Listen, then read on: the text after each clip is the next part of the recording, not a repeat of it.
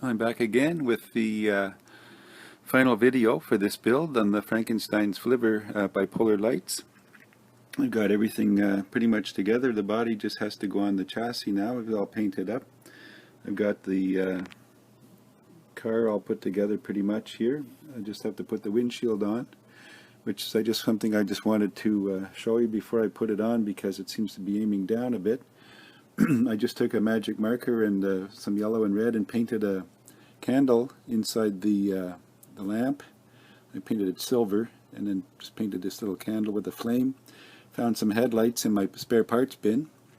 I added a little extra piece of sprue or thin plastic sheet on here. It was a bit of a gap when it goes on the body of the car, so I just added a couple little strips on there, and then that'll glue on. And then I just have to glue Franky on there, and his hands, and his yo-yo, and that's pretty much it. Well, welcome back. I'm back here again at the workbench with the completed build, Polar Lights Frankenstein's Flivver. I think it came out pretty well. I really enjoyed painting these things, just hand painting mostly, adding the colors and picking out the way I want. Finally got a color for the engine there, the dark metallic green. Get the flames and smoke painted on there. Got the yo-yo. I'm not sure why he's carrying a yo-yo, but there it is.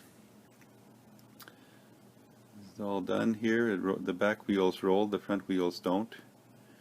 I left the leather jacket a little bit shiny. Simulate the leather. Went together pretty well. And I really like the way it's turned out.